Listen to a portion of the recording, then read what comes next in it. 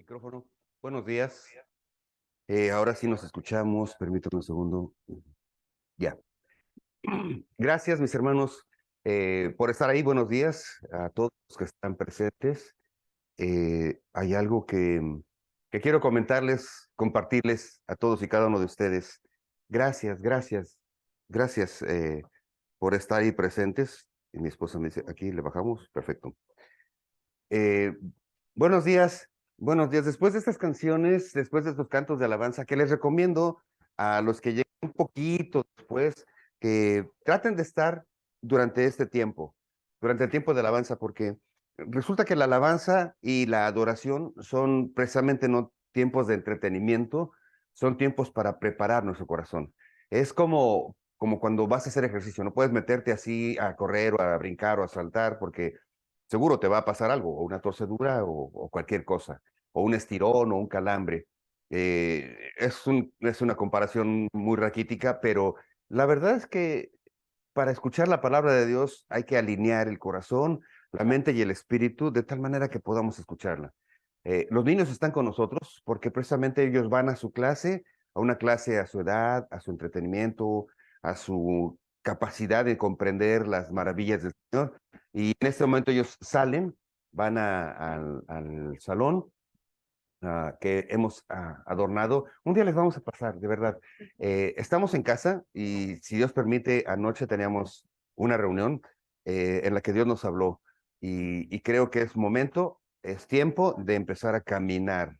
Ya estuvimos aquí por un buen tiempo, ya la pandemia nos enseñó, ya nos enseñó a hacer las prédicas a través de la internet, pero creo que ayer Dios nos habló acerca de, es tiempo de buscar un lugar donde podamos reunirnos. Y les voy a pedir que, por favor, estemos en oración en eso. No se trata de construir algo o de hacer algo grande o no estamos pensando en sí en números. Lo que queremos es un lugar donde podamos sentir el calor de más hermanos unidos en una misma voz, unidos en un mismo corazón, alabando al Señor. Somos seres humanos que fuimos creados para relacionarnos unos con otros. Es casi imposible estar solo, no llaneros solitarios. Y aunque tú puedes estar con tu familia allá a la distancia, escuchando la palabra de Dios y sintiendo la bendición y el amor a través de tu familia, imagínense ese sentimiento exponenciado, siendo explosión con otras familias, con otros hermanos y hermanas que se gozan en la alabanza, que sienten el amor por el Señor en los cantos de adoración y después juntos ponernos de acuerdo para escuchar el mensaje, la palabra de Dios. No escucharme a mí, sino escuchar el mensaje, la palabra de Dios. Dios en este tiempo me está permitiendo ser usado como pastor, como predicador, y le agradezco muchísimo. No saben qué agradecimiento tengo en mi corazón con Dios, pero la cuestión es esa, es reunirnos alrededor de la palabra, primero, únicamente, primero y exclusivamente alrededor de la palabra y escuchar qué es lo que Dios quiere enseñarnos. Así es que después de esta breve inspiración introduccional, no, introducción inspiracional, uh, pues les digo que el tema de hoy, el título de hoy es Mente sana en cuerpo sano. Y espero que haya causado esa inquietud de qué va a hablar, ¿no? Mente sana en cuerpo sano. Va a hablar de ejercicio, va a hablar de dieta. ¿De qué se trata esto de mente y cuerpo, mente sana en cuerpo sano? Porque hoy está muy de moda, ¿verdad? De cuidarse lo físico. Las pláticas que tenemos ahorita o que tenemos mis hermanos ahorita es de que si estás bien, que si estás mal, que si estás alto, que si estás chaparro, que si estás fuerte y guapo como el pastor, cosas por el estilo, ¿no? Cosas así, comentarios. Pero sí, siempre que se habla de mente y cuerpo, hay como una tendencia a pensar en eso, en la estética. Eh, y bueno, tiene que ver, pero no es una estética humana. La estética humana tiende a ver lo exterior. Lo que Dios ve es algo más profundo, el interior.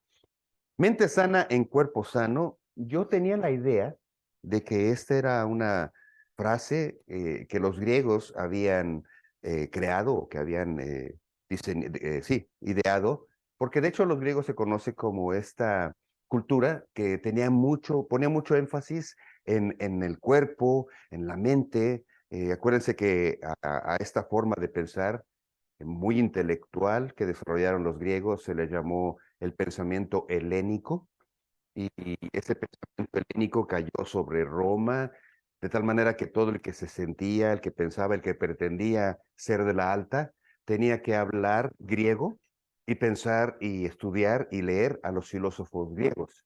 Entonces estaba este pensamiento helénico. Pero este pensamiento helénico, pues era un pensamiento que estaba muy enfocado en el físico, en el exterior y en las capacidades mentales. A esta forma de pensar se le conoce también como hedonismo. El hedonismo es una forma de adorar el cuerpo, el físico y las capacidades humanas. Eh, Así es que yo pensaba que mente sana en cuerpo sano había sido diseñada por este grupo, por esta cultura griega. Pero me di cuenta después de estudiar que no, que fue de hecho dicha, escrita por un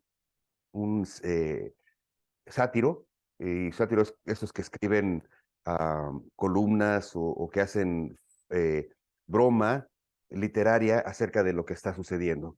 Décimo, Juvenal, allá por el siglo primero o segundo después de Cristo, fue el que escribió mente sana en cuerpo sano, y estaba haciendo de alguna forma broma del pensamiento helénico, el pensamiento hedonista, donde todo era lo estético, lo exterior. Y me pareció muy adecuado este tema porque si bien es algo actual, mente sana en cuerpo sano, de tener cuerpos estéticos, bueno, hay hasta carreras. Antes estudiabas ingeniería, medicina, contaduría, ah, ¿qué otra cosa? Todos, o licenciado, ¿verdad? No, ahora ya hay unas nuevas carreras. Hay carrera, licenciado no, sí, en dietas, ¿no? Ingeniero en comidas, no sé, pero ya hay una serie serie de carreras que están dedicadas a que las personas enseñen a los demás a comer. Dije, canijo. O sea, es tan importante que ahora hay especialistas que te enseñan a comer, qué comer y qué no comer. Es, es una forma de estar pensando en el aquí y el ahora. Pero bueno, mente sana en cuerpo sano es el título de hoy. Y pues el versículo en el que estamos es en Romanos capítulo 12, versículos 1 y 2. Y quería avanzar más eh, en el libro de Romanos, en el capítulo 12. Pero Romanos capítulo 12, versículos 1 y 2 tiene tantas cosas que, que debemos comprender para empezar a poner en práctica todo lo que ya Pablo nos enseñó desde el capítulo 1 hasta el capítulo 11. Porque la carta a los romanos se divide como en dos grandes partes, ¿no? La parte teórica o la parte eh, eh, de normas, de conceptos, la parte teórica, donde nos explica Pablo. Pablo ya vino y nos puso por el suelo, no por el suelo, pero Pablo ya vino y nos hizo ver nuestra gran necesidad de un Salvador. Capítulos 1, 2 y 3 habla de esta maldad que está en el hombre, no se escapa a nadie, gentiles, judíos, filósofos, moralistas, todos, ¿verdad? Y después, dada esa necesidad, dado esa eh, podedumbre humana, en el sentido de incapacidad para hacer las cosas buenas todo el tiempo, habla de lo que se necesitaba, una justificación delante de Dios. Es decir, teníamos una deuda, necesitábamos pagar esa deuda que se llama justificar, pagar el precio por estar por tener la oportunidad de estar delante de Dios, un Dios santo, puro, completamente santo, completamente puro. Y como nueva forma, tuvimos, bueno, tuvimos. Dios vio la necesidad, nuestra necesidad, de un Salvador, de alguien que pudiera pagar esa deuda. Así es que nos lleva al entendimiento de que la salvación es por fe, a través de Jesucristo nuestro Señor, que es el único que puede justificarnos delante de Dios. Justificarnos delante de Dios es quitar esa mancha y podernos presentar en vestidos por la justicia de Dios, porque Él es justo y perfecto. Y esa justicia santa y pura y perfecta es la que viene y cae sobre nosotros cuando aceptamos a Cristo como nuestro Salvador. Después Pablo se acuerda de sus hermanos judíos y les empieza a hablar de la gran necesidad que tienen de conocer a Jesucristo y aceptar a Jesucristo como el Mesías que ellos esperaban. También habla de la lucha interna que ha habido dentro del pueblo judío, la diferencia entre ser israelita como nación a ser judío como pueblo de Dios, y termina exhortándolos a decirles a ellos que necesitan reconocer quién es el Señor y que Dios ha tenido tanta paciencia que está esperando que un remanente, el remanente que Dios tiene pensado, tiene escogido, venga al conocimiento de Cristo. Y a nosotros como gentiles, así como de salpicada, nos dice, ustedes no se sientan tan especiales, porque, porque si Dios de alguna forma ha castigado, ha puesto en un momento de espera a su pueblo escogido, a nosotros que nos adoptó, y eso significa un gran amor, también si no permanecemos, puede, es lo que dice la palabra de Dios. Si a este pueblo, que era su pueblo escogido, lo puso en espera cuando se alejó, imagínate a este otro pueblo que somos nosotros. Tenemos una doble bendición, la bendición de que no éramos pueblo y ahora somos nación santa, pueblo escogido de Dios. Esa es una gran bendición. La otra bendición es que, bueno, Dios no nos va a soltar. Dice la palabra que le costamos tú y yo tanto a nuestro Señor Jesucristo, le costamos tanto que no te va a soltar. Él no te va a soltar, tú no te sueltes. Bien. Romanos capítulo 12, versículos del 1 al 2.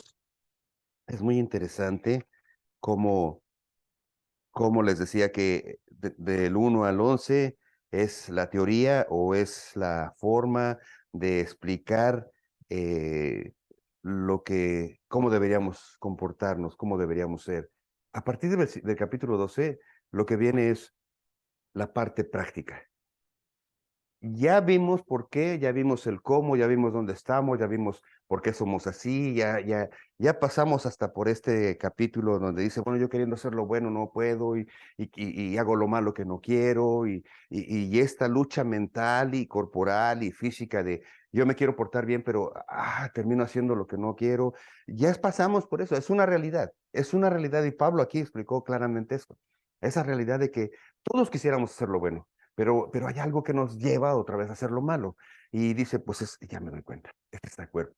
Es este cuerpo, es esta carne que tiene tendencia al mal. ¿Por qué tiene tendencia al mal? Porque en esta carne, en esta existencia está el mal. Nacimos con eso. Y además estamos en un mundo donde el que reina es el enemigo. Entonces, tenemos tendencia y el diablo se encarga por las tentaciones. Entonces, ¿qué es? ¿Una lucha imposible de ganar? ¿No? Dice que más grande es el que está en nosotros que el que está en el mundo. Es decir, cuando tú aceptas a Cristo como tu Señor y Salvador, el Espíritu Santo viene a ti. El Espíritu Santo, dice Pablo, ese Espíritu que resucitó a Cristo de entre los muertos, que le dio poder, que le dio autoridad, que sustenta todo el universo que el Señor ha creado con su sola palabra, ese Espíritu viene a morar en ti. ¿Cómo te explico eso? No te lo puedo explicar. No te puedo explicar cómo el Espíritu Santo poderoso, majestuoso, superior, supremo, viene y habita dentro de mí, pero ese Espíritu es el que me da fuerza para empezar a vivir una vida agradable a Dios, una vida como la que dice a partir de Romanos capítulo 12. Así es que no hay excusa ni pretexto cuando comprendemos las cosas que Dios quiere decirnos. Me di cuenta que cuando no queremos soltar algo, como seres humanos, siempre buscamos una excusa, siempre buscamos un pretexto.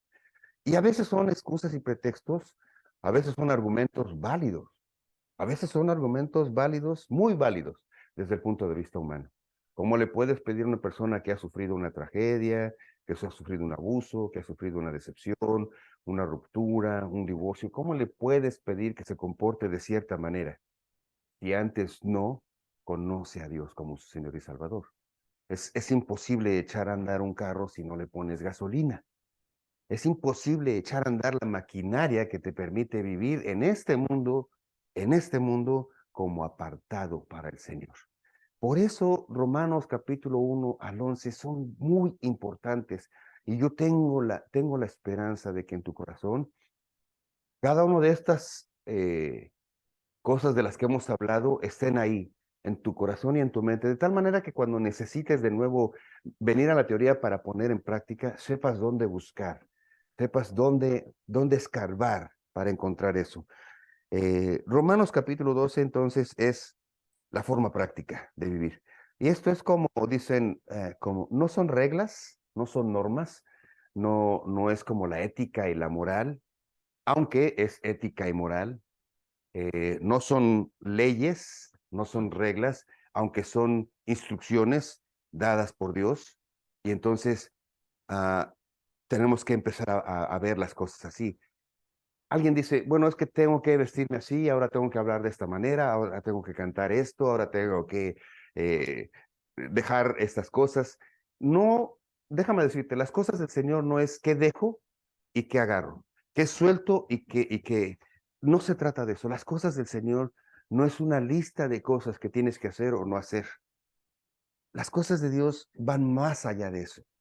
¿Qué es bueno para ti? ¿Qué es malo para tal persona? ¿Qué es bueno para mí? ¿Qué es malo para tal persona?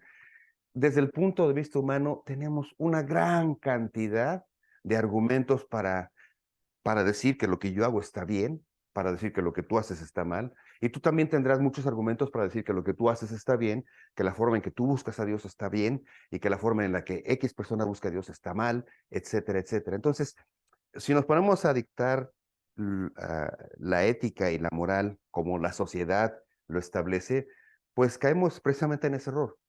La ética es el conjunto de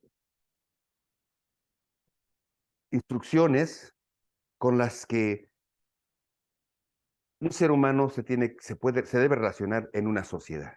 La ética determina las formas y las maneras de relacionarse. La moral es lo que la persona toma de manera personal de esa ética. La ética es estas instrucciones, si ponemos en un sentido son estas leyes. La moral es cómo yo vivo estas instrucciones, estas reglas. Entonces la ética y la moral están muy relacionadas para la forma en la que nos vamos a conducir en este mundo, para la forma en la que nos conducimos como en el trabajo, en la escuela, en la sociedad, cómo debemos vivir. Pero estas normas y estas éticas humanas, pues tienen el defecto de ser eso, ser humanas. Y el ser humano, aunque tenga la mejor intención de hacer algo bueno para una sociedad, por ejemplo, siempre queda corto. Y bueno, estas normas siempre son decadentes. Decadentes porque funcionaron en un tiempo y después dejan de funcionar en otro tiempo. Aunque algunas deberían quedar permanentemente. Mi esposa ayer me recordaba que en México, no sé si en países como Guatemala o Colombia o Venezuela, este, han quitado también esta clase que teníamos nosotros en la primaria y en la secundaria, que se llamaba ética.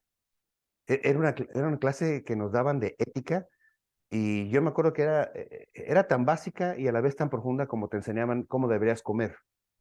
En la secundaria yo me acuerdo que el maestro, cosas que tenían que tal vez enseñarnos en casa, no sé, cuando estés en el comedor no puedes estar hablando con el bocado en la boca, no puedes hacer ruido cuando comes, cosas tan básicas como esas, cosas tan básicas como respetar a las mujeres, respetar a los niños, respetar a los ancianos, cosas tan básicas como respetar a la autoridad, respetar a los padres, eran una clase, así como teníamos matemáticas y química y física, era una clase que se llamaba ética. Y decir que, por ejemplo, no podías hablar con las palabras, te enseñaban a hablar. Yo en esa clase aprendí cómo hablar, porque el director de la primaria nunca lo conocía yo, y tengo muy grabado ese día. Un solo día yo me acuerdo que llegó al salón y durante el comentario, la parte de ética, él dijo, era un señor grande y me dijo a todo el salón, cuando tú hables, siempre que hables, habla claro y fuerte para que las demás personas te entiendan. Es de muy mal gusto murmurar, es de muy mal gusto hablar así como, como que tienes miedo. Dice, nadie tiene por qué culparte, nadie tiene por qué juzgarte. Tú habla lo que piensas y lo que sientes, háblalo fuerte y claro.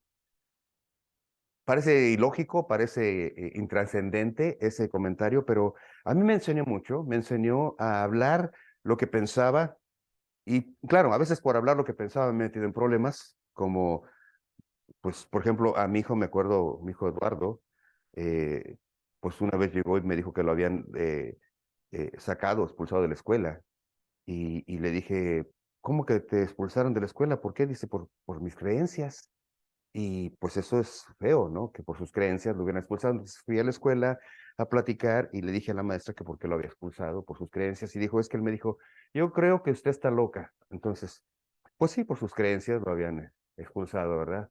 Eh, entonces, no siempre que expreses fuerte y claro lo que piensas es bueno, pero es real y es práctico.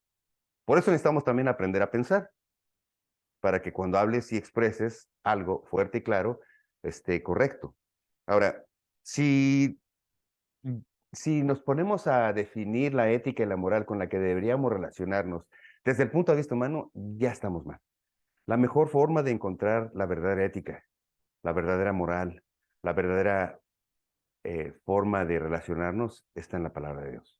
Y por eso Romanos capítulo 12 empieza con la práctica. Ya que aprendimos todo lo que somos delante de Dios, todo lo que es Dios para nosotros, todo lo que representa a Dios, ya que aprendimos el por qué estamos aquí, el hacia dónde, de dónde venimos y hacia dónde vamos, ahora vamos a empezar a vivir como a Dios le agrada.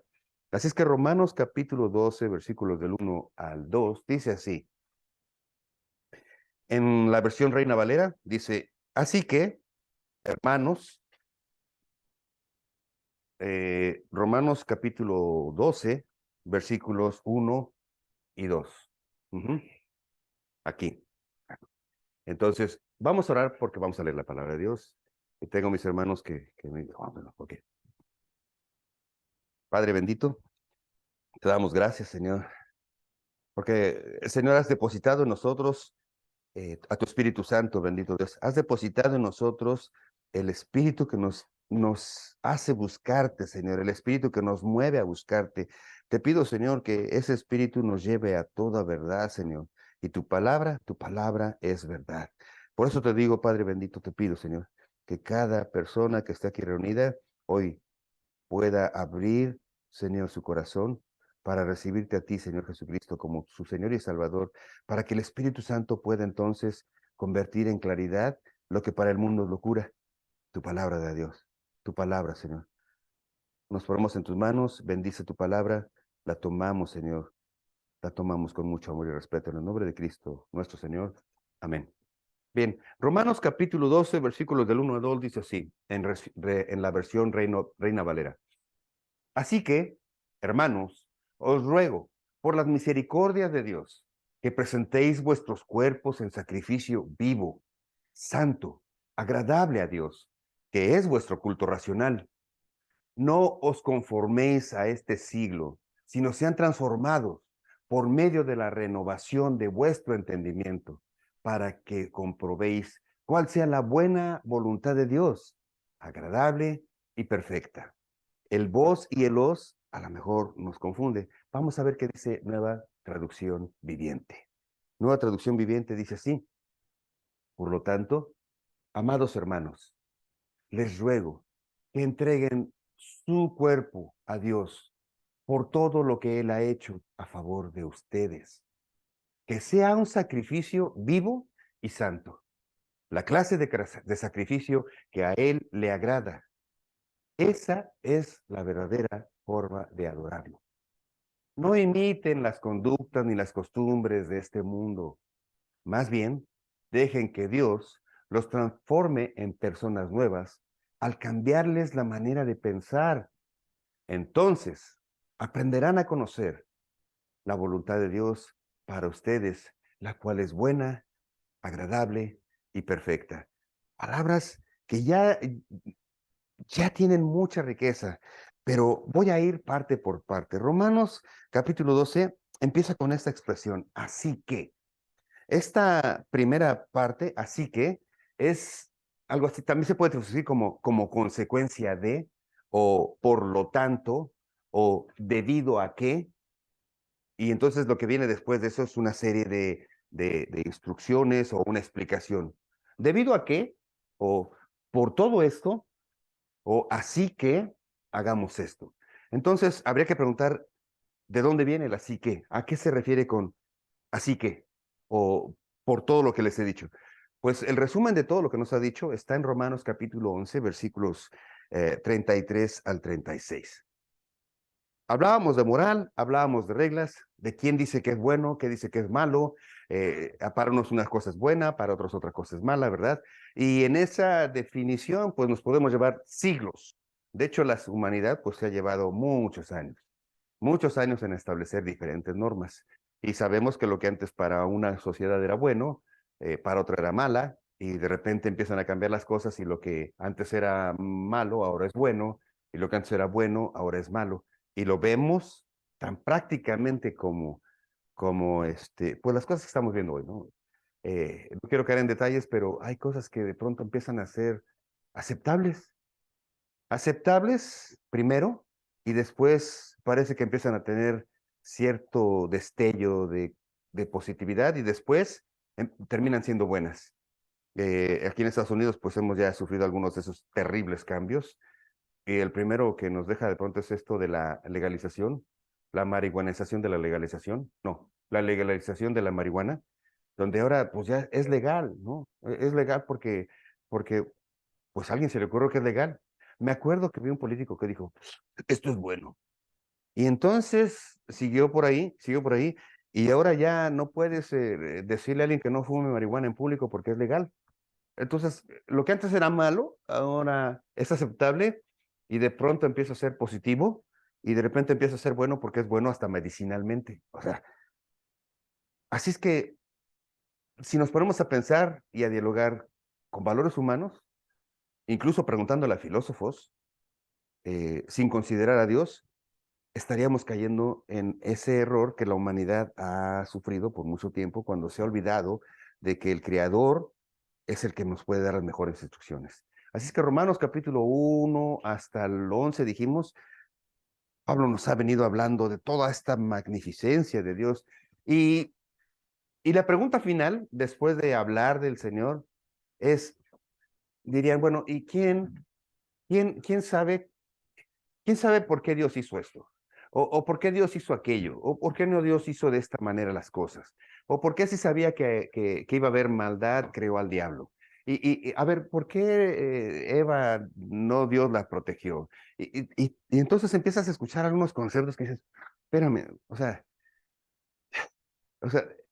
¿por qué Dios no hizo esto? ¿Por qué Dios no hizo aquello? ¿Y por qué? Y entonces terminamos en un cuento de nunca acabar. Romanos capítulo 11, versículos 33 al 36 dice así, oh profundidad, oh profundidad de las riquezas, de la sabiduría y de la ciencia de Dios. Oh profundidad de las riquezas, de la sabiduría y de la ciencia de Dios. Cuán insondables son sus juicios e inescrutables sus caminos.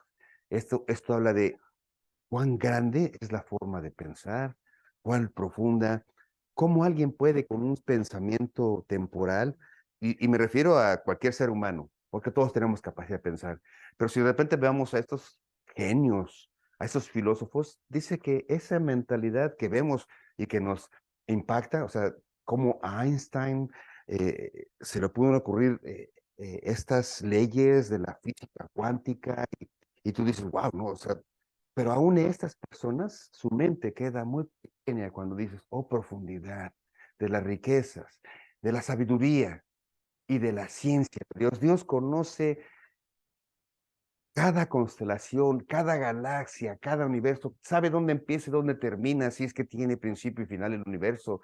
Génesis 1:1 dijo ¿en el principio de qué? En el principio de todas las cosas, en el principio Dios creó los cielos y la tierra. Hay 4 elementos que la humanidad ha determinado que son esenciales para que exista algo: tiempo, energía, espacio y materia. En esas 4 dimensiones se encierra todo lo que existe y de ahí los físicos y los químicos saben que es elemental. Bueno, tiempo, espacio, tiempo, energía, espacio y masa o materia. En el principio, tiempo. Dios creó energía, los cielos, espacio y la tierra, materia.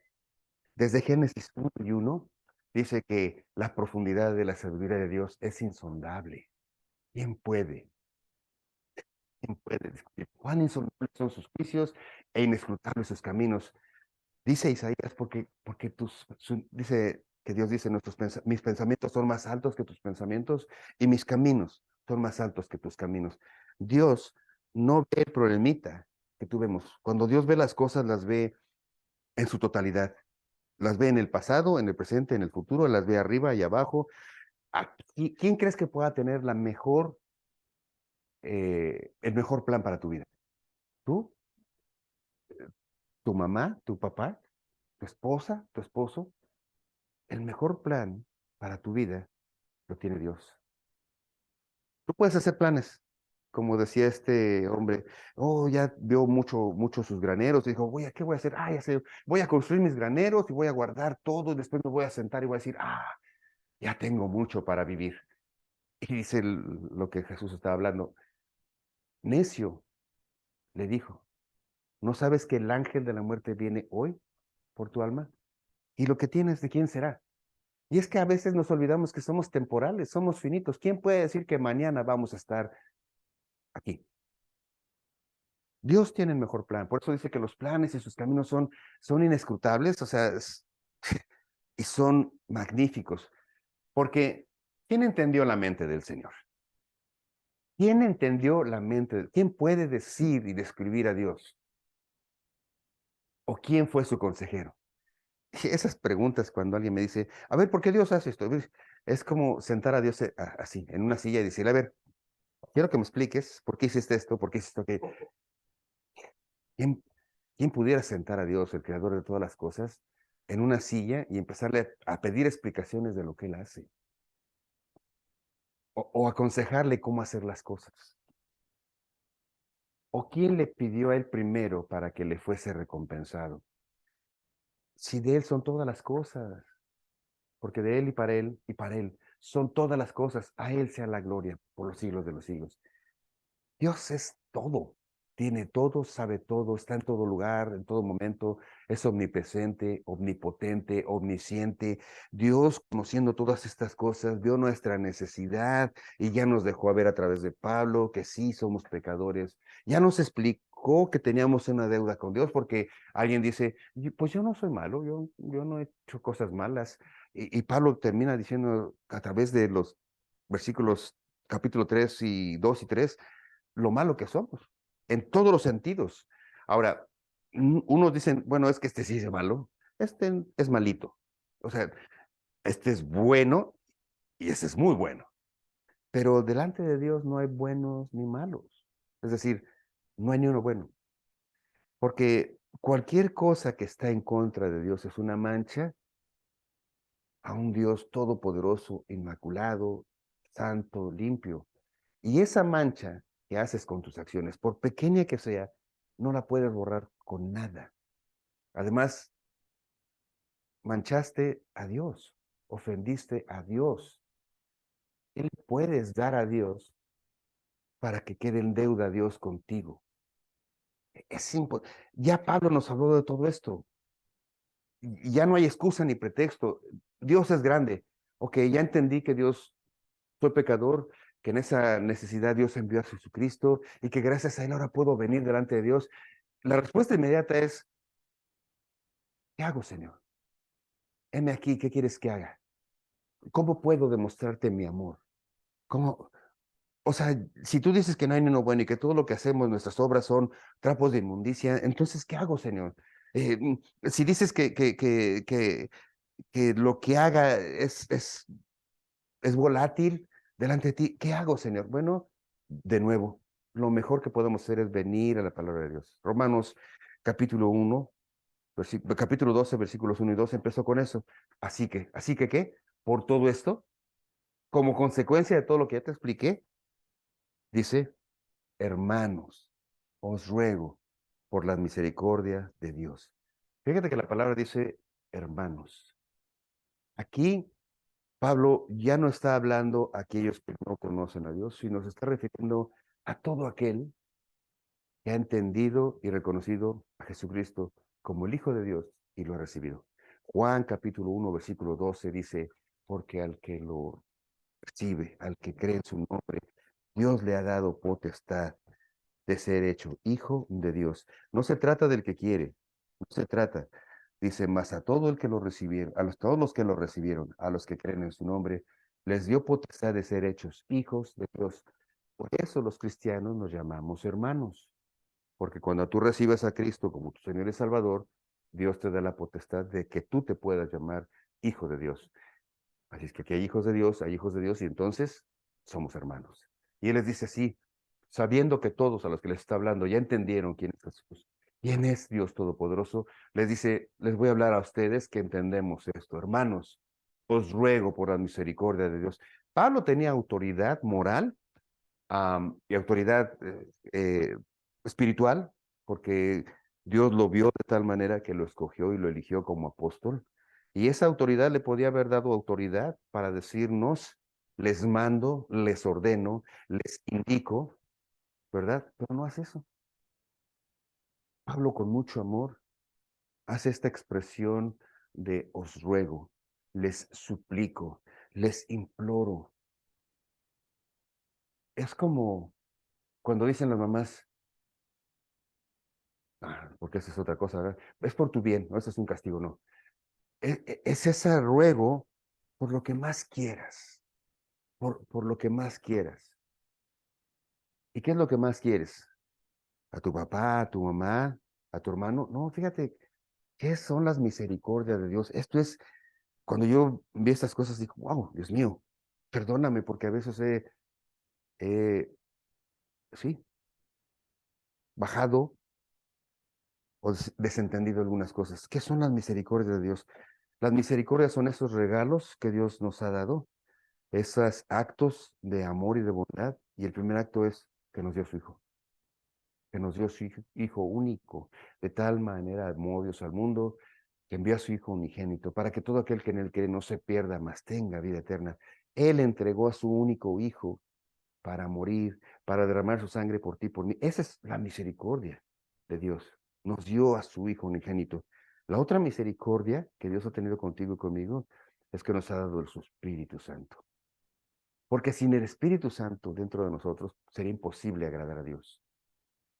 La misericordia es que a través de esos dos regalos, Jesús como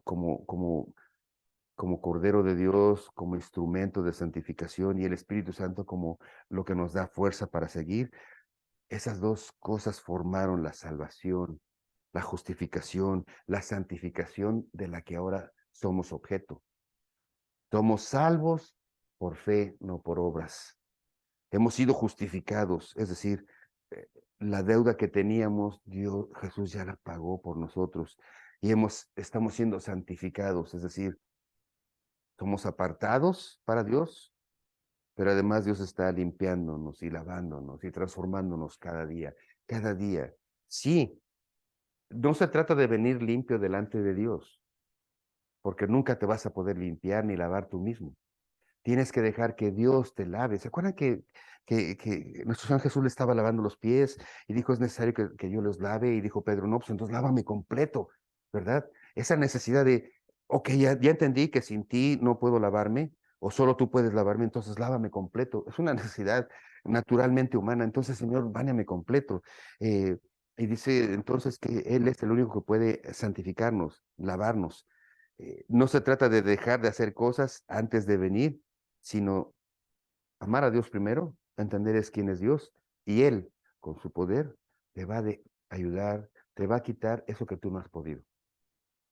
No se trata de jurar por un año que ya no voy a tomar, porque está en tus fuerzas. Se trata de amar a Dios, de buscar a Dios. Y cuando tú entiendes que hay cosas que a Dios no le agradan, el Espíritu Santo te da poder para quitarte ese gustito por el alcohol.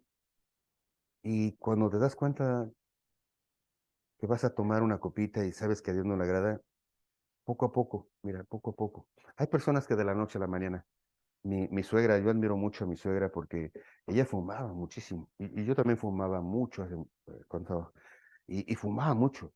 Pero cuando ella entendió el amor de Dios, yo me acuerdo que dijo, ya no voy a fumar. Y así de la noche a la mañana dejó de fumar. Ella se compraba hasta paquetes de cigarros, ¿eh? Uy, mi suegra olía a cigarro. Uy, no, no es cierto. Eh, y de la noche a la mañana dejó de fumar. Lo que algunas personas dicen es que es imposible porque la nicotina te ayuda. No poder de nicotina, no contaminación. Hay casos especiales. Hay casos especiales que han dejado las cosas de la noche a la mañana. Hay otros casos que se llevan tiempo, pero son permanentes. La persona que deja una actividad o una actitud o un vicio porque ha entendido el amor de Dios es permanente. Ya no lucha con sus propias fuerzas, ya no es como los que juran un año, que es como una olla de presión. Oh, ya viene casi la fecha, ya voy a cumplir un año. Y cuando se cumple el año, y se ponen unas guarapetas, ¿verdad? Porque saben sus fuerzas. Les ruego, por la misericordia de Dios, que presentéis vuestros cuerpos en sacrificio vivo y santo, en sacrificio. Las misericordias son esos regalos, nuestros cuerpos. Dice Romanos capítulo 6, versículos 12 al 14. Romanos capítulo 6, versículos 12 al 14. Es muy interesante donde Pablo nos ha hablado de lo que somos, pero fíjate, dice, presentáis vuestros cuerpos en sacrificio, vivo y santo. ¿Por qué nuestros cuerpos? Bueno, Romanos capítulo 6, versículos del 12 al 14 dice, no reine pues el pecado en vuestro cuerpo mortal, de modo que lo obedezcáis en sus concupiscencias. Y tampoco presentéis vuestros mismos al pecado como instrumento de iniquidad, sino presentaos vosotros mismos a Dios como vivos de entre los muertos, y vuestros miembros a Dios como instrumentos de justicia, para que el pecado no se enseñoreará de vosotros, pues no estáis bajo la ley, sino bajo la gracia. La ley te dice no debes fumar, no debes tomar, no debes brincar, no debes saltar, no debes. Todo eso es una ley que pega. Pero lo que dice Romanos capítulo 6 es que es verdad que hay una tendencia al mal, es verdad que el pecado está ahí, pero dice, no dejes que eso reine, no dejes que eso siga siendo la gasolina que te hace caminar y que te hace mover. No presentes tus cuerpos o tus miembros. ¿Qué quiere decir esto de tus miembros? Bueno, no presentes tus ojos a lo que no tienes que ver, no presentes tu lengua a lo que no tienes que hablar. Lo digo por los chismosos, o por los que pelean, o por los que hablan malas palabras. No presentes tus manos, los que roban. No presentes tu cuerpo físico. Y ahí nos vamos a las cosas como el, el sexo. O sea, no presentes tus cuerpos a, a, a usarlo o a dejarlo de usar o hacer con tu cuerpo lo que no le agrada a Dios. No presentes eso. Dice más bien, presenten sus cuerpos como sacrificios vivos y santos. Vivos y santos. Antes estábamos muertos, dice la palabra de Dios, Efesios capítulo 2, versículos 1 al 3. Estábamos muertos. ¿Por qué muertos? Porque, porque hacíamos lo que los muertos hacen. ¿Qué es un muerto? Un muerto, como esos zombies, como esos vivientes, pues hace lo que un muerto hace. ¿Y qué es lo que hace un muerto? Primero apesta. O sea, un muerto huele mal. Pero un muerto, pues solo contamina. Y antes estábamos muertos. O sea, caminábamos como muertos según Efesios 1 y 3 dice, y Él les dio vida a vosotros. ¿Quién? Jesús, cuando estabas muertos en vuestros delitos y pecados. Estábamos muertos porque en el pecado no hay vida. De hecho, ¿Se acuerdan lo que hemos visto acerca del pecado original? Cuando Eva toma esta manzana, o cuando le pregunta el enemigo, el diablo, ¿qué dijo Dios? Que no coman de este fruto, ni que lo veamos, dijo, ¿se acuerdan? Ahí, no sé por qué las mujeres siempre aumentan, pero bueno. Ay, Dios mío. Le preguntó, y no era manzana, además, ya me dijeron aquí que no era ni manzana, que no sé qué. Ah, dice que vino el enemigo y le preguntó a la mujer, este, Romanos, digo, Génesis capítulo 3 versículo 1. Pero la serpiente que era astuta, más que todos los animales del campo, que Jehová Dios había hecho, la cual dijo a la mujer, con que Dios os ha dicho, no comáis de todo árbol del huerto. La mujer respondió a la serpiente, del fruto de los árboles del huerto podemos comer, pero del fruto del árbol que está en medio del huerto, dijo Dios, no comeréis de él, ni le tocaréis. Y cómo le aumentan, bueno, en fin, para que no muráis. Entonces la serpiente le dijo a la mujer, no moriréis, sino que sabe Dios que el día que comas de él serán abiertos vuestros ojos y seréis como Dios, sabiendo entre el bien y el mal. Pues sí, pero el pecado trae como consecuencia la muerte. La muerte no era algo que estaba destinada para el ser humano. La muerte es el resultado de que el pecado entró en la humanidad. ¿Cómo sabemos que todos somos pecadores? Les decía, porque todos vamos a morir. Si alguien no va a morir, podríamos decir que no es pecador. Pero como todos vamos a morir y la muerte es señal del pecado, entonces todo mundo ha pecado. Y dice que antes estábamos muertos en nuestros delitos y pecados. Muertos porque solo pecábamos, solo hacíamos lo que a Dios no le agrada. Ahora, cuando digo todos vivamos en los muertos en nuestros delitos y pecados, siempre hay alguien que dice, pero yo no hacía cosas malas, yo no he matado, yo no he robado, una mentirilla de vez en cuando. Y una mentirilla blanca además, ¿eh? O sea, no mentir, no, una mentirilla blanca. Pues mentir es mentir. O sea, Dios dice no mentirás. O sea, mentir es mentir. Eh, si tú tiras café en una sábana blanca y le pones café, dices, pues es café, no es aceite, no es pintura. Pues sí, pero está manchado. O sea, lo que sea que hagamos en ese sentido es una mancha. Así es que andamos muertos en nuestros delitos y pecados, en los cuales anduviste en otro tiempo, siguiendo la corriente de este mundo. Es interesante cómo muchos hacemos pecado porque todo el mundo lo hace. Porque todo el mundo lo hace, pues lo hacemos. O sea, y lo seguimos haciendo, ¿verdad? Y aquí tengo, hay cosas que se hacen en diferentes ciudades eh, porque la mayoría lo hace. Y porque la mayoría lo hace, ya está bien. Y no necesariamente, ¿o estás de acuerdo? No porque la mayoría lo hace, está bien. ¿Y qué le dicen las mamás a los hijos?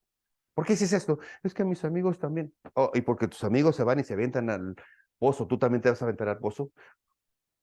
Es tan normal ese ejemplo, ¿verdad? Si todo el mundo lo hace, ¿está bien? No, no porque todo el mundo lo hace, está bien. Pero seguíamos la corriente de este mundo conforme al príncipe de la potestad del aire, el espíritu que ahora opera en los hijos de desobediencia. Explicación, el diablo está en este mundo.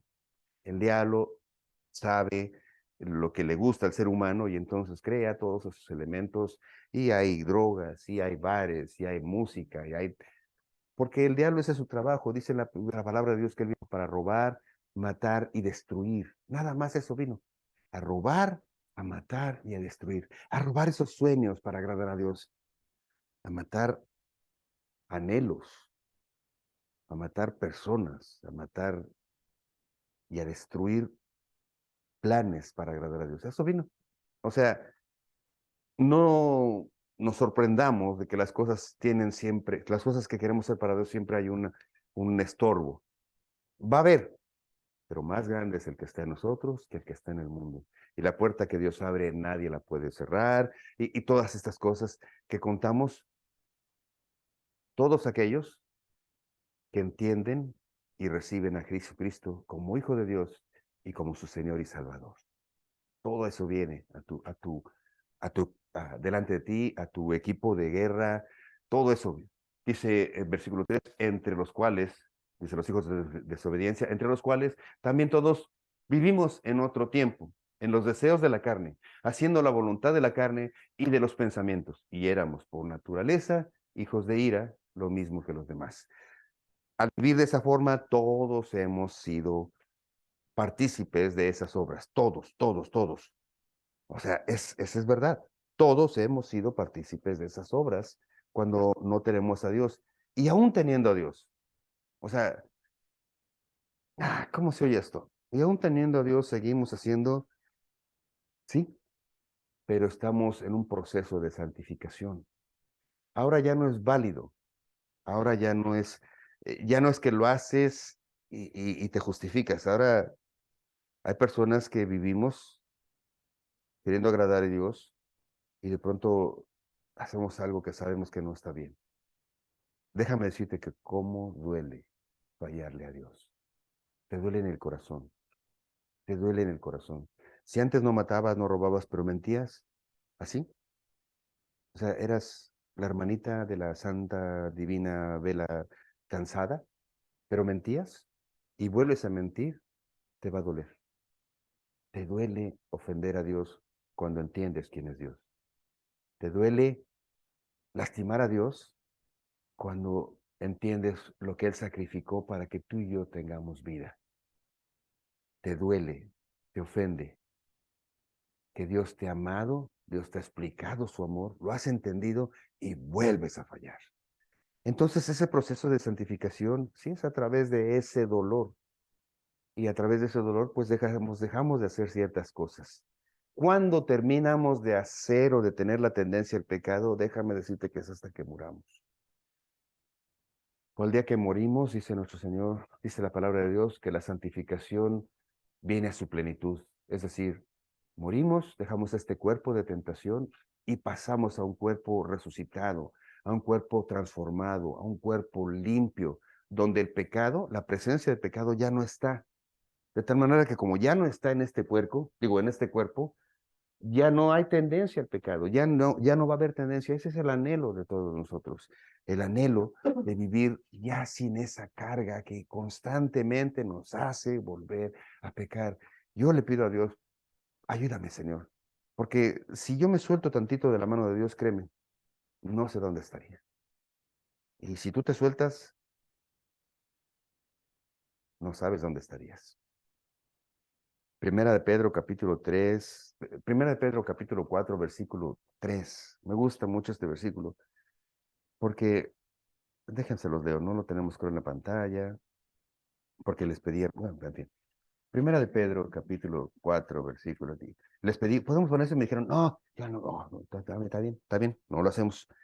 Primera de Pedro capítulo 4, versículo 3 dice, baste ya el tiempo pasado para haber hecho lo que le agrada a los gentiles, andando en lascivias, concupiscencias, embriagueces, orgías, disipación y abominables idolatrías.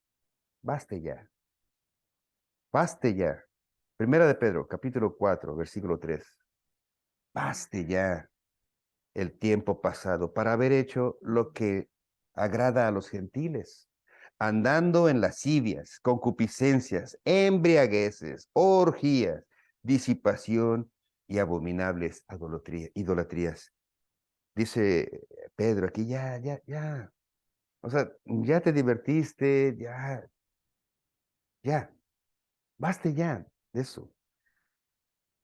Romanos capítulo 12, versículo 1 dice, presenten, en lugar de eso, presenten sus cuerpos a Dios, preséntenlos en sacrificio vivo y santo, que es agradable a Dios y es vuestro culto racional. Cuerpos vivos, no cuerpos muertos, cuerpos vivos, perdón, déjame regreso. Cuerpos vivificados por el Espíritu Santo, santo, agradable a Dios, que es vuestro culto racional. Fíjate, cuando las personas oían en ese tiempo la palabra culto, en ese momento ellos a los judíos, a los que les está hablando, cuando oían la palabra culto, había tres cosas que venían inmediatamente a su mente. Para hacer un culto tenía que haber un templo, tenía que haber un sacerdote y tenía que haber un animal. Porque un culto, una ofrenda, un sacrificio, tenía que contar con eso. Un sacrificio de Dios tenía que contar con un templo, ahí estaba el templo de Dios. Con un sacerdote, estos sacerdotes de la familia de los levíticos, que fueron diseñados o escogidos por Dios para ser los sacerdotes escogidos, y un animal, este animalito que tenían que traer para cortarlo, sacarle la sangre, y esa sangre era la que lavaba el pecado o redimía a la persona. Entonces, cuando ellos escuchaban sacrificio, culto, entendían, ok, necesito un templo, un sacerdote y un animal. Bueno, la Biblia dice que en 1 Corintios capítulo 3, versículo 16, su cuerpo es templo del Espíritu Santo.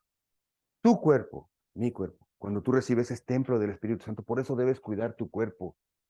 ¿Qué le metes a tu cuerpo cuando es del Espíritu Santo? ¿Dónde pones ese templo?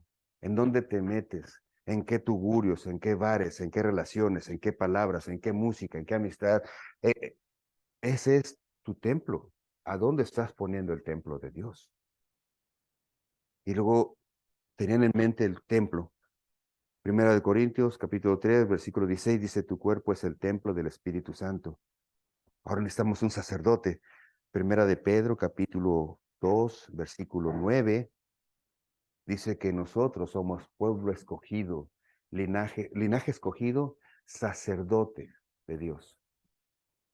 Tú eres sacerdote. ¿Qué es la función de un sacerdote? La función de un sacerdote era venir delante de Dios y, y presentar las necesidades de este pueblo a Dios. Ahora dice que nosotros, wow, podemos venir delante de Dios y decirle, Abba, Padre, aquí estoy, Señor. Y puedes ser el sacerdote en tu casa, el sacerdote de tu familia, con tu esposa, con tus hijos, porque, o la esposa también puede ser, la mujer también puede ser sacerdote y pedirle por el esposo, por el trabajo, por la salud. Tú eres sacerdote, tú eres pueblo escogido, tú eres linaje escogido de Dios, es lo que dice 1 Pedro, capítulo 2, versículo 9. Somos nación santa, pueblo escogido, linaje escogido, sacerdocio. Entonces, cuando ellos oían sacrificio, pensaron en un templo, tu cuerpo es el templo, en un sacerdote, tú eres el sacerdote. Ahora falta un animal. Y dices, pues este puerco, digo, este cuerpo. No. Dice el Evangelio de Juan, capítulo 1, versículo 29. He aquí el Cordero de Dios que quita el pecado del mundo. Jesús, cuando lo vio, Juan dijo, este es el Cordero de Dios que quita el pecado del mundo. El animalito que se necesitaba puro, perfecto, santo, limpio, era Jesús. Fue el Cordero que fue sacrificado en la cruz, que fue desangrentado para que su sangre lavara todo pecado de toda persona que entiende y recibe a Cristo como su Señor y Salvador. Ese, ese es el sacrificio vivo y santo, agradable a Dios. Entonces, Romanos no le dice, presentéis vuestros cuerpos, se está refiriendo a este cuerpo, se está refiriendo a tu vida, se está refiriendo a que lo único que tienes que ofrecerle a Dios es a su propio Hijo. Presentan a presentéis vuestros cuerpos en sacrificio vivo, santo, agradable a Dios, que es vuestro culto racional. ¡Guau! O sea, si alguien me dice, es que las cosas de Dios son, que la fe es ciega, esto de que lo religioso para que no tiene capacidad, para que no piensa.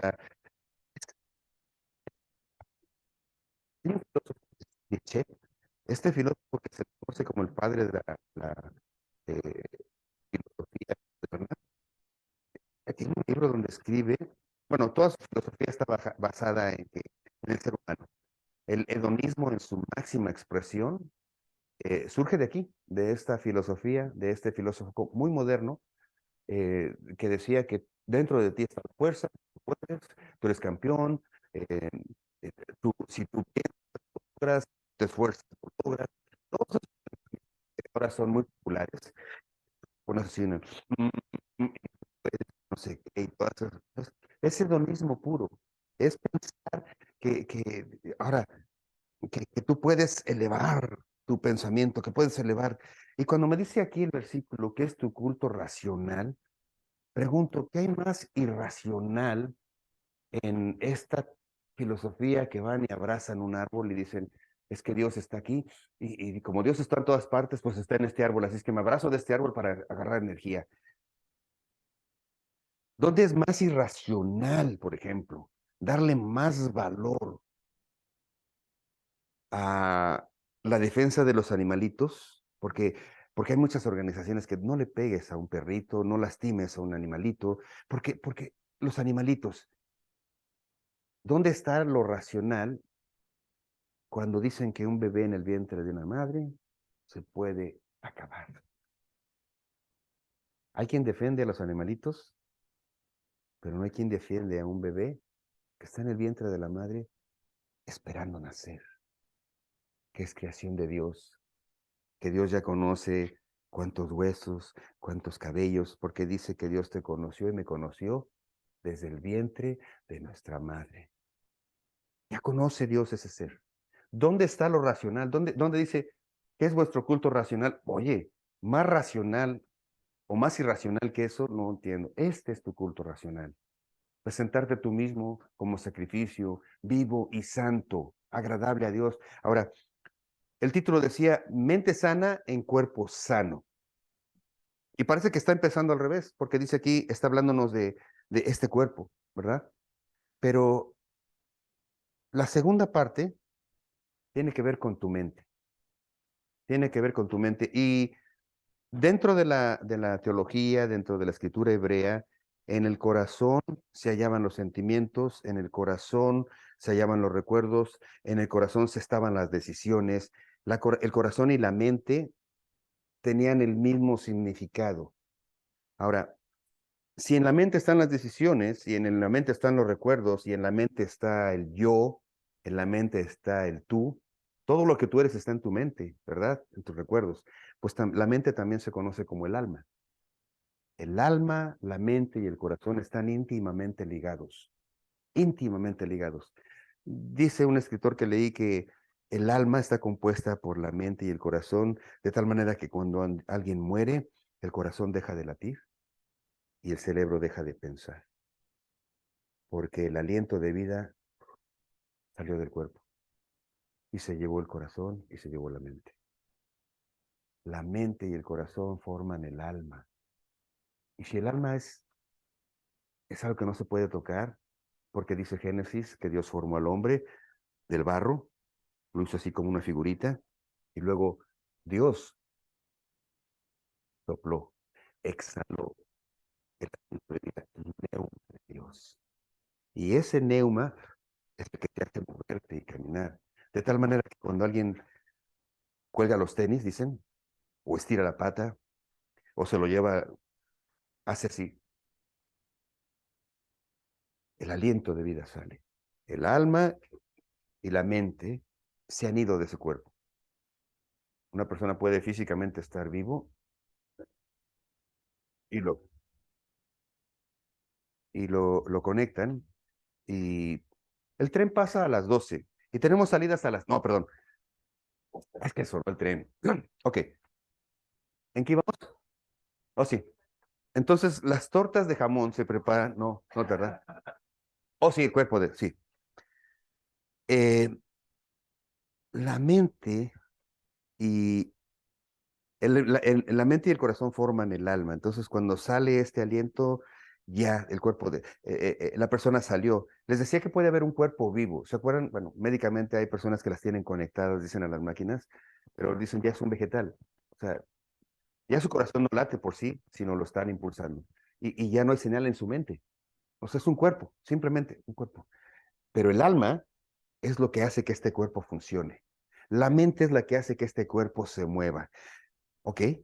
Entonces, si ya vi que lo que tengo que presentar es mi cuerpo como sacrificio vivo y santo delante de Dios, es decir, un cuerpo que no haya tocado, que no haya abrazado, que no haya visto, que no haya hablado, que no haya oído, las cosas que a Dios no le agradan, ¿cómo controlo eso? ¿O cómo llevo este cuerpo a esa acción? Dice el versículo 2 de Romanos capítulo 12, versículo 2. No, no os conforméis a este siglo, no os conforméis a este siglo, no se amolden, lo que quiere decir esta palabra conformar es amoldar, no se amolden a este siglo, no hagan lo que las personas hacen. Amoldarse es eso, no pones una masa en un molde va a ser un pastel con figura de topollillo y bueno, el molde tiene que tener figura de topollillo. Masa simplemente se va conformando, ¿verdad? Y cuando terminas, pues sacas un pastel con figura de topollillo, porque el molde tenía figura de topollillo. Ahora, cuando en la sociedad se establecen ciertas normas y tú te metes a vivir en la sociedad y te amoldas esas normas, te conviertes en un pastel tipo topollillo. Porque cuando la sociedad dice que ya no hables de él o ella, y ahora digas ellex, cuando al que se quiera sentir conejo lo tienes que ver como conejo, al que se quiere sentir mujer lo tienes que ver como mujer, al que se quiere sentir güero lo tienes que ver güero, moreno, o sea, si la sociedad dice que está bien y que aceptes todas esas cosas, y si la sociedad dice que ahora van a educar a tus hijos desde la primaria para que acepten esas cosas, para que no tengan un choque cultural y de repente cuando vean familias de papá y mamá, ya no tengan esos conflictos que nosotros tenemos porque venimos de una generación pasada, cuando ya esto de cuidar a los perritos sea más importante que cuidar a un bebé, cuando hay leyes establecidas para esas cosas, para cuidar la naturaleza antes que darle de comer a los niños que tienen hambre. Cuando esas cosas se convierten en el molde y tú te amoldas a eso, termina siendo un pastel tipo topollillo. Y la palabra dice, no se conformes a este siglo, no te amoldes a lo que este siglo hace. Ahora, ¿quieres pasar desapercibido? Amóldate. ¿Quieres pasar desapercibido? Amóldate. Sé como todo el mundo, nadie te va a juzgar. Es más, si tú quieres ser lo que quieras, te vas a lugares donde hay ese tipo de cultura. El que quiere fumar marihuana se va donde fuman marihuana. No hay lugares donde venden droga y le llaman esos cafés en Austria, por ejemplo. No, Ámsterdam, perdón.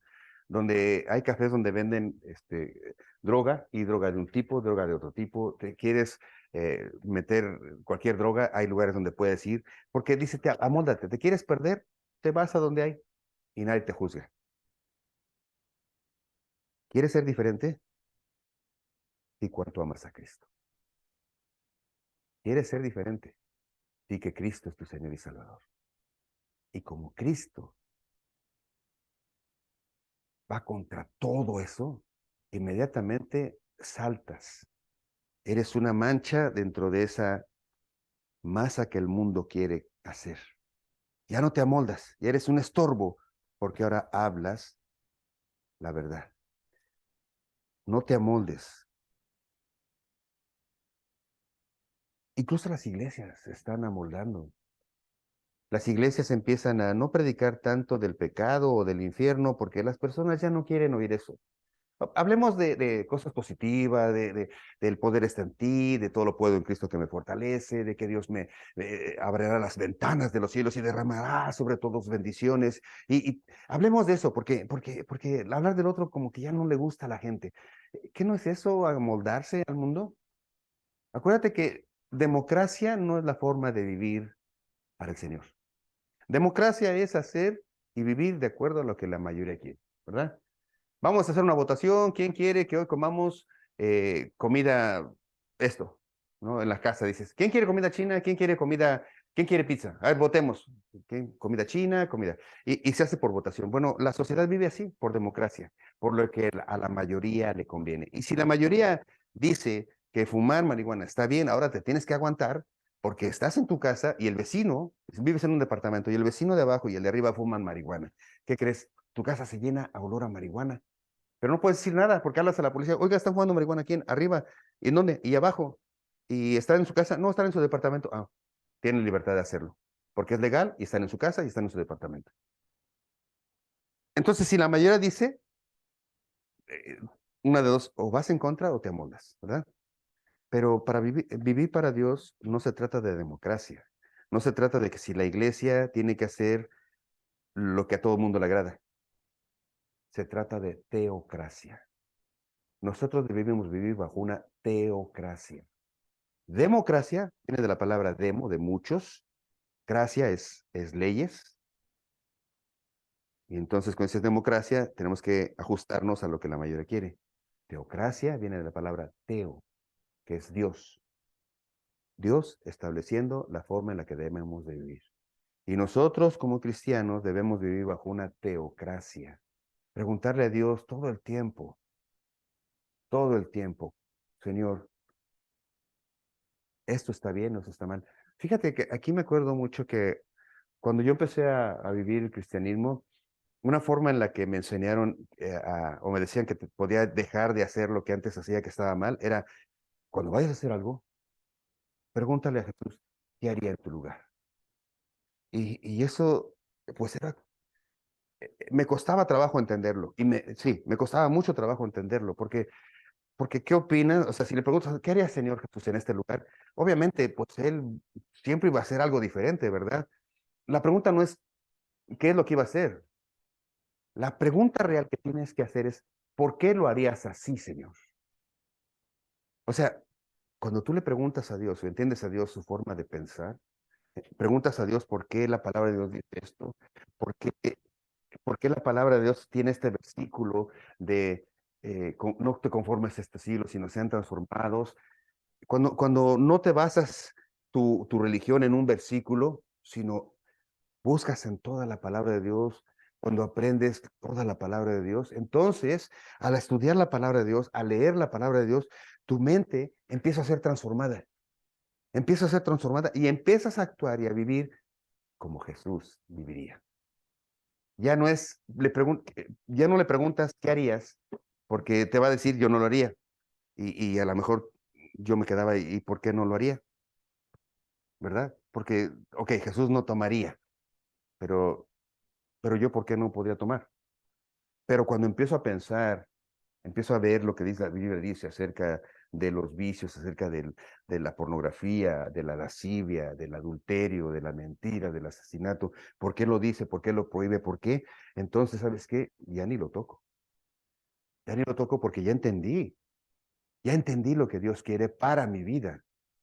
Por eso es más importante no conformarte, sino ser transformados. Tu mente debe ser transformada. ¿Cómo puede ser transformada? Con la lectura de la palabra. También puede ser transformada con malas amistades. Resulta que en el trabajo, el mecánico pues tiene su bocina alta y pone su música de corridos todos los días. Y el otro día venía con mi esposa. ¿Y qué pasó? Que canté un cacho de una canción. Y dice, ¿y tú por qué estás cantando eso? Le digo, de veras, ¿por qué estoy cantando esto? Y es porque, como todo el tiempo lo estoy oyendo, de pronto me sonó el tonito de la canción y lo canté. Y lo canté, dije, wow. Sí, dije, wow. Porque precisamente, porque nos estás conformando, te conformas, te conformas. Y tu mente es transformada por lo que oyes y por lo que ves y por lo que escuchas. Tu mente es transformada por eso. Nunca va a tu cuerpo a hacer algo que tu mente no le ordena. Y si en tu mente hay basura, ¿y qué crees? Vas a ir a hacer eso, vas a buscar eso. Por eso dice, sea renovada por medio de la renovación de vuestro entendimiento, entendiendo por qué son las cosas, entendiendo por qué Dios hace esto, por qué Dios quiso, por qué Dios te manda, por qué Dios prohíbe ciertas cosas. No le busques cuatro patas al gato, porque sí las tiene. Sí, ¿verdad? Sí las tiene. No busques excusas, porque las vas a encontrar. No busques excusas para hacer lo que haces. Las vas a encontrar. El problema de encontrarlas es que le buscas las cuatro patas al gato, ves que sí tiene cuatro patas y dices, entonces, Entonces, ¿ahora qué hago? Y el gato te araña, y cuando te araña el gato, entonces, bueno, en fin, no le busques excusas, las vas a encontrar. Más bien, busca que tu mente sea renovada. No seas necio. No seas necio diciendo, yo sé todo. ¿Tú sabes todo? ¿No acabamos de leer en Romanos 11 que la profundidad de las riquezas, de la sabiduría, de la ciencia de Dios son insondables? Sus juicios y sus caminos. ¿No acabamos de leer eso en Romanos 11? La mente de Dios es insondable. La mente de Dios, ¿quién le puede aconsejar a Dios? ¿Quién puede poner a Dios en deuda? No le busques excusas. No busques hacer esto. ¿Cómo puedes ir con esto, contra esto? Y decir que tú tienes el mejor plan para tu vida cuando dice que la voluntad de Dios para nosotros es buena, agradable y perfecta. ¿Cómo puedes decir que tú tienes la mejor estrategia para traer felicidad a tu casa, a tu esposa, a tus hijos? ¿Cómo puedes decir que tú tienes lo mejor y que Dios no es tan sabio? ¿Cómo puedes decir que tú puedes ser buen esposo bajo tus propios ideales? Voy un poquito más agresivo. Mi papá tenía amor y darme los mejores consejos. Y quería darme los mejores consejos. Y en su capacidad me dijo, hijo, a la mujer, ni todo el dinero, ni todo el amor. Y usted conoció primero madre que esposa. Así es que su madre debe estar primero que su esposa. Un consejo de mi padre, que si yo lo pusiera en valores así dirían, mi padre es mi padre y él me aconsejó esto y aquello. Pero mi papá me dio el consejo en su capacidad, lo mejor que pudo hacer. No estoy diciendo que estaba mal. Él no tuvo mamá, fue huérfano desde pequeño, él trabajó, él luchó, no lo enseñaron a vivir, no lo enseñaron a ser hombre, no lo enseñaron a ser padre. Nos tuvo a nosotros muy joven y sus consejos eran con amor, buscando lo mejor para nosotros, pero estaban muy lejos de lo que Dios dice. Por eso no le busques pretextos, porque los vas a encontrar. Pero la buena voluntad de Dios, sus planes, sus proyectos, sus propósitos son mejores que los tuyos y que los míos. Y termina Romanos capítulo 2, 12, versículo 2, diciendo, sean transformados por medio de la revelación de vuestro entendimiento, para que probéis, para que puedas probar cuál es la voluntad de Dios, para que comprobéis cuál es la voluntad de Dios, agradable y perfecta. La única forma de verificar, de comprobar que la voluntad es buena, agradable y perfecta, la voluntad de Dios, es entendiéndole, es entendiendo a Dios. ¿Por qué Dios hace esto? Anoche platicaba con mis hermanos, ah, qué difícil es darle un consejo o darle una palabra de consuelo a alguien que está pasando una situación difícil. Qué difícil es decirle a un papá que ha perdido un hijo, por ejemplo, o a alguien que se está divorciando, o a alguien que está en adicción. Qué difícil es darle un consejo de cómo debe hacer las cosas o, o, o de cómo debe atravesar ese tiempo cuando ese consejo es puramente humano.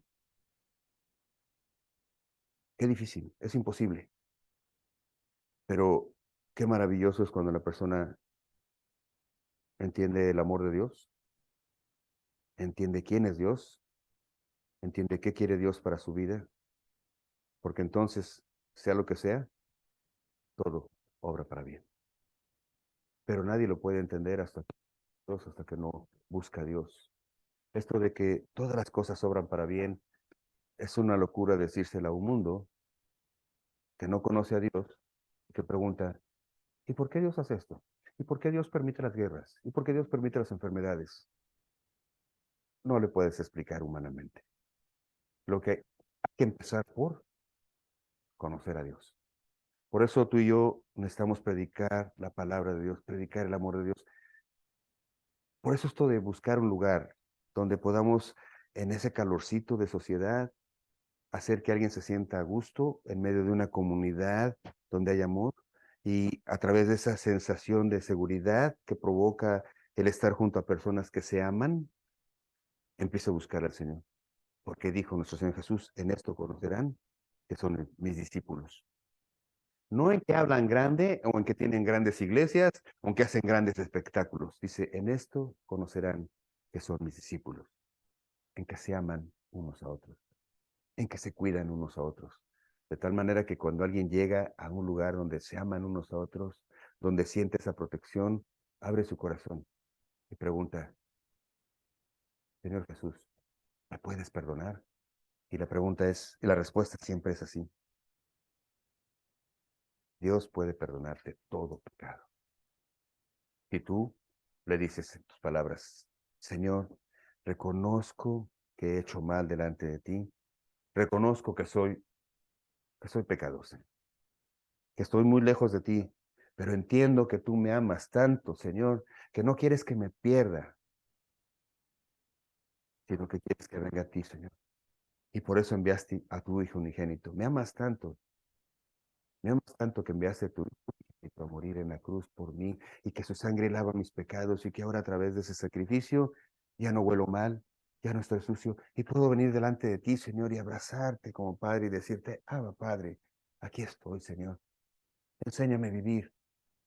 Señor Jesús, dame tu Espíritu Santo para que controle mi mente, transforme mis pensamientos y entonces mi cuerpo sea un instrumento de verdad, de justicia, que honre el amor que tú me has tenido, Señor. Te entrego mi vida, te entrego mi corazón, te entrego todo lo que soy. No entiendo mucho, pero quiero entender, Señor. No he visto claro, pero quiero verte. No he oído todo, pero quiero oírte y decir como Job dijo un día, antes de oídas te había oído, pero ahora mis ojos te ven en mi vida, en mi familia, te ven, Señor. Gracias, hermanos, por este tiempo. Ojalá el que haya oído, hecho esta bendición, créeme que Dios ha puesto tu nombre en el libro de la vida. Y hoy todos celebramos eso. Gracias, mis hermanos. Dios los bendiga. Padre bendito, bendice a cada persona que hoy escuchó el mensaje. Abre, Señor, que esta semilla quede en su corazón y en su mente, echando raíces, Señor, tan profundas que su vida sea transformada. Te pido, Señor, que sus necesidades sean cubiertas de acuerdo a tu voluntad, Señor. Tú sabes qué es lo que cada uno necesita, lo que cada uno anhelamos, dice la palabra de Dios, pero busca primero el reino de Dios y su justicia, y todas las cosas serán añadidas de acuerdo a la voluntad de Dios. En el nombre de Cristo, nuestro Señor. Amén.